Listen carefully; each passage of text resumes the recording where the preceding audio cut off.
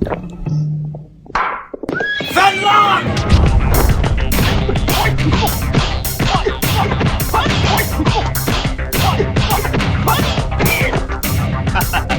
yet learned your lesson? This time, Fenlong, I came ready.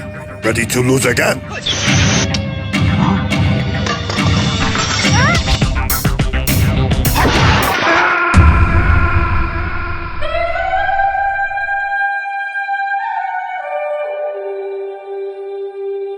Welcome to the relay. We're covering today's top boxing news.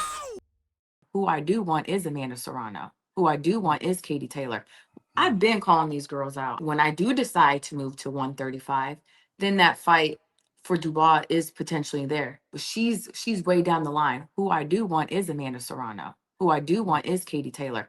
I've been calling these girls out. I've been saying I want these fights because these are big fights. These are main event fights. Dubois, she got to keep doing what she's doing. Go put some skin in the game, like I've been saying. Focus on what's important. The main thing is Amanda or Katie, and I've been very vocal about that. It's like, who is the face of the MVP banner when it comes to women's boxing? Is it Alycia? Is it Amanda? I just think that that's a fight that should happen. Do you think that's a fight that happens this year, or is it next year? We got to wait for that. I would say it would happen this year. Listen, I've already been very vocal.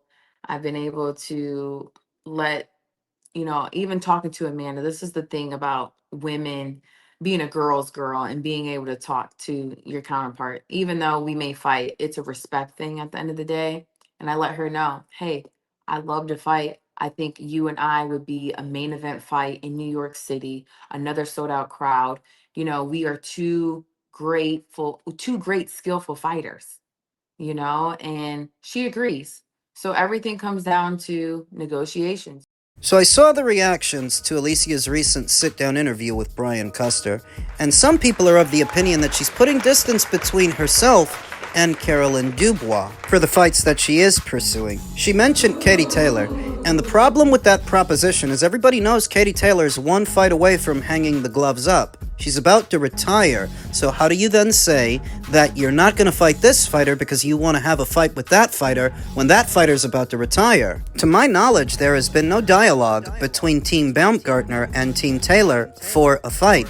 All the talk around Katie is her having her swan song in her native Ireland over at Croke Park, and I just don't get the impression that it's going to be against Alycia, not for her final fight. The Amanda Serrano fight is a bit more feasible because they are both with MVP, and that actually is a fight that I've seen people ask for here on this channel and other social media platforms. There is some demand for a Baumgardner versus Serrano fight. The issue is, I don't think Amanda's that far off from Katie in terms of hanging the gloves up, retiring, and moving into a different phase of her boxing journey. I understand that behind the scenes a dialogue may have already been had to make such a fight, but I think you would have to offer Amanda something substantial, something close to what she got for the Katie Taylor fights on Netflix to get her to move up in weight again. Because she's a natural featherweight. She's not a big woman. So if what you want is for her to move up in weight and concede weight to another fighter, you have to pay to play, I would think. She's already been a champion through 7 weight classes, moving through 7 divisions undisputed in 1. Her Hall of Fame ticket is punched. The moment that Amanda Serrano retires, she will be inducted into the Boxing Hall of Fame. She doesn't have very many, if any, boxes that she needs to tick off on, that if you want her to take on such a fight at a higher weight, it's going to cost you. Now, maybe it could happen if Netflix gets involved for this fight like they got involved for Taylor versus Serrano 2 and 3. Maybe, if they're the ones putting up the money. We'll see. But I just don't know how wise it is for Alycia Baumgardner, who is some years older than Caroline Dubois, putting off that fight for later when time favors the younger fighter. On the premise that she wants to fight Amanda, though is she going to? That's a story only time can tell, but as time passes by, Caroline is only going to garner more experience, in effect, become more formidable and more dangerous, where the smarter move would be catching her now, while she's green and still a lot less experienced than Alycia is. So if the year comes and goes, and an Amanda Serrano fight does not materialize, who will Alycia Baumgardner spend the calendar year fighting? I've already seen people poo-pooing on the Baumgardner Shin fight. Now, I happen to think the fight with her and Baumgardner Shin is a solid fight. That is a solid fighter, but the average boxing fan, the casual one, is not as well versed on these divisions as either I or you. They don't know Baumgardner Shin. They want to see Alycia in there with a familiar face and a big name, and for them, Baumgardner Shin will not suffice. So that if a Serrano fight does not materialize this year, who will Alycia fight?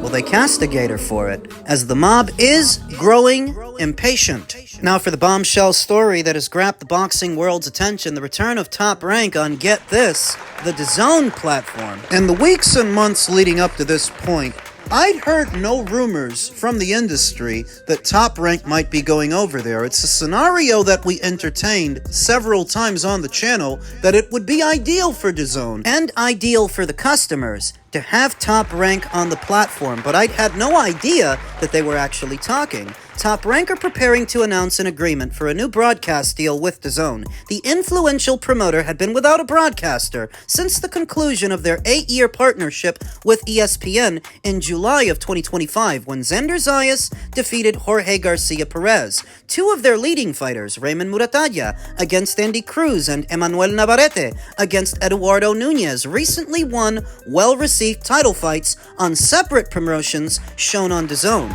And after a period of considerable uncertainty, they will join fellow leading promoters Matchroom, Queensbury, and Golden Boy in working with the broadcaster that has long branded itself the home of boxing. Well, does this mean all those rumors about them going back to ESPN have been debunked? Not necessarily. It all depends on the structure of this deal, which, at this time, we don't know what it is. Bob Arum's organization on Wednesday in New York is expected to confirm the agreement of a multi-year contract, potentially encompassing in the region of 10 to 12 promotions per year. They expect the full financial support to make the fights they intend, and also to have the option of staging promotions on DAZN's pay-per-view model. The agreement that could make them as busy as they were with ESPN is set to commence in May or June, and means that in addition to Muratalla and Navarrete, the promising Xander Zayas, Keyshawn Davis, Abdullah Mason, Bruce Carrington, Teofimo Lopez, Yanibek Alimkanulai, Richard Torres, and more will have a platform on which to continue their careers. I think you'll see the likes of Xander Zayas, Keyshawn, Shushu, and Abdullah in short order, a source told Boxing Scene. The same source stressed that they are not expecting any limit on fight dates, because Top Rank have been told that if they consider a fight ready to be made, they will be encouraged to proceed. Top Rank also expect to continue to have the flexibility on other platforms. After they stopped working with ESPN, they promoted, among other contests, Zayas vs. Baru on the Top Rank Classics channel, the Roku channel, Tubi, and Vizio. Top Rank inking a DAZN deal for an estimated 10 to 12 fights for an undisclosed annual budget and an undisclosed number of years does not necessarily mean that they won't also work with ESPN. They might. They still might. If they're getting 10 to 12 dates on DAZN and 10 to 12 more on ESPN, they're back in the mix. They're back where they were. ESPN recently inked a multi-fight, multi-year deal with MVP to keep their stable of fighters busy. So if they can see the value in the MVP stable, you don't think they can also see the value in Top Rank stable? What ESPN wants is to move away from exclusivity deals. They want the wiggle room to work with different promotional outfits. One among them could still be Top Rank. Because if ESPN ain't exclusive to Top Rank, then Top Rank ain't exclusive to ESPN, leaving the door open for them to ink a deal with a DAZN. And to my knowledge, this DAZN deal is not an exclusivity deal. The same way that MVP, when they were on DAZN, were able to make fights on other platforms like Netflix, is the same way that Top Rank might be able to do the same thing. And this is actually better. Better for the boxing market, the boxing fans, more boxing on more platforms. Bob Arum did say last year that when they return, they're going to return on more than one network. So as stated, Top Rank inking a deal with DAZN doesn't mean they can't also ink a new deal with ESPN. Just with a different deal structure. Veteran boxing scribe Stephen Kimothy made light that Top Rank's boxers have had a really good run since their last ESPN card in July. Guys who won titles, unified belts, and kept developing. They did their part during this period of time as Top Rank looked for a new platform. So he's talking about Xander Zayas unifying titles with Abbas Baru, El Vaquero, Emmanuel Navarrete unifying titles with Sugar Muñez, Keyshawn Davis staying busy, Emiliano Vargas staying busy and growing his celebrity, his marquee value. Remember that both boxers featured in Bad Bunny's recent halftime show were top-ranked fighters. That was Xander, that was Emiliano, that while they've been in the wilderness for the last few months, these guys have not only been surviving, but they've been thriving. The return of Top Rank is going to make things harder for Zuffa Boxing that have been making waves, making ripples since their launch. Dana White likened his entry into the space as punching babies, easy as pie, so he claimed. But let's see how well he can compete with the other game in town once Top Rank starts staging shows again. Whose cards are going to get more attention? Whose cards are commercially bigger? The Zuffa cards or the Matchroom cards, the Queensbury cards, the Top Rank cards? Now, what does this mean for Golden Boy Promotions who have yet to finalize a new deal with DAZN? Because so far, Matchroom has already inked an extension. Top Rank are said to be on the verge of announcing a deal. Where does this leave Golden Boy Promotions, whose deal ended all the way back there last year? What's taking so long to finalize a new one? And I fear that they may be jettisoned. This isn't hard to understand. They didn't waste any time inking a new deal with Matchroom, and they don't seem to have wasted any time inking a deal with Top Rank. So what's taking them so long to ink a deal with Golden Boy? And it's long been felt that Golden Boy's continued presence on the platform was contingent upon them delivering an Ortiz versus Ennis fight, which they didn't deliver. That's not good. It's cause for concern when it comes to Golden Boy Promotions because Matchroom operates in the United States. So does Top Rank, and so does Golden Boy. It's getting kind of crowded over there. Is there actually room for that many American-based promotional outfits on the platform? I'm not even advocating that they give Golden Boy the boot. The more the merrier. The more promotional outfits you can consolidate under one umbrella, the better. But it does stand out that the DAZN platform have inked at least 2 deals with 2 different promoters, and Golden Boy isn't one of them. Things are looking very unstable over there. Since Golden Boy Promotions lost their biggest acquisition in Canelo Alvarez, then Sinicia Estrada, then Jaime Munguia, Ryan Garcia wants to leave, so does Virgil. How do you imagine all of this looks to the higher-ups at DAZN? Unstable. They're making some commitment to do top-ranked shows on the platform, but right now, 3 months into the calendar year, there's no commitment. They're non-committal to Golden Boy. Maybe they work with them on a fight-by-fight basis, evaluating the overall value of a show and deciding whether or not they want to pay for it. Maybe it's because they don't want to get stuck making a commitment to Golden Boy Promotions, who may end up losing 2 of their flagship fighters in the not-so-distant future, so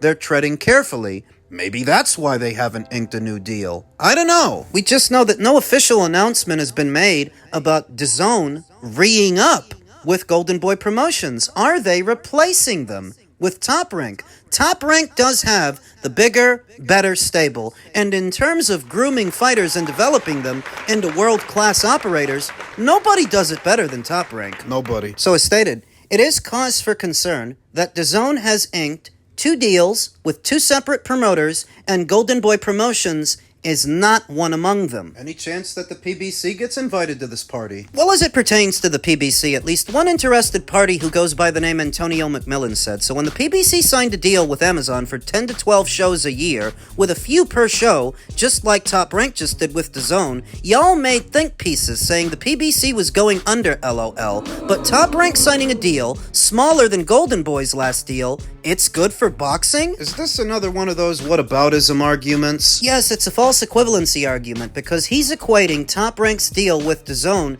to the PBC's deal with Amazon when those are 2 different deal structures. Top Rank is getting a budget from DAZN. DAZN is literally giving them money to do shows on their platform, And that's not the arrangement that the PBC has with Amazon. What they've got with Amazon is a distribution deal. They get to use their platform to sell their fights, but they're not giving them any money to make them. Why do you think they've done so few since they arrived on that platform? The first year, I think they only did like 5 shows. 4 of which were pay-per-views, one of which the PBC didn't even pay for. No Limit Promotions paid for Zoo vs. Murtazaliev. Then in the second year, it really wasn't much better. I think they did 5 or 6 shows, most of which were pay-per-views, and the only one that wasn't was Fundora versus Cordell Booker, I think it was. So when you talk about PBC's deal with Amazon to do an estimated 10 to 12 shows per year, they haven't done 10 to 12 shows per calendar year since they arrived there, which was highlighted by boxing personality Ray Jackson, who said PBC haven't done anything close to 10 to 12 shows since that deal, and the majority of their fighters have fought on more of Turkey's cards than Amazon Prime. Veteran boxing scribe Jake Donovan backed it up by saying, not only is it not 10 to 12 shows per year, March 28th will mark their 12th show in 2 years total since March of 2024 when they launched. Thus, responding to Antonio's whataboutism argument is very simple. Top Rank arriving on the DAZN platform is good for boxing because they're not going to inundate the market with pay-per-views like the PBC did. Top Rank historically has never done as many pay-per-views as the PBC, not on ESPN and not here and now on DAZN, whereas PBC, they're reduced to doing pay-per-views almost exclusively because nobody's giving them a budget. Why do you think I always call it crowd-funded boxing? They're putting on a show hoping the operational costs will be picked up by me and you when we buy the pay-per-view, but when we don't, they're in the red. It's not good when everything you're doing is tucked behind a paywall. You need a subscription to even use Amazon Prime, then you have to go into your wallet again to see the pay-per-view. Whereas Top Rank, they don't do pay-per-views that much. That's a good thing. Because they know that in the United States, the pay-per-view model has been overused and abused, and all it's really done is cause the audience that watches boxing to shrink. People don't want to go into their wallets that many times a year for a little bit of boxing. So if they're adding 10 to 12 cards on DAZN throughout the calendar year, that's a good thing. And it's sort of giving it away that Antonio doesn't actually pay for any of this stuff because he's likening pay-per-views to regular fights as part of a regular schedule. It's not the same thing. Whataboutism arguments always fall by the wayside upon further scrutiny because they're fueled by emotion. Such a rush to constitute a double standard. All you're putting on display is that you're the one with the double standard. When it comes to the PBC, you play by a different set of rules. You're handling them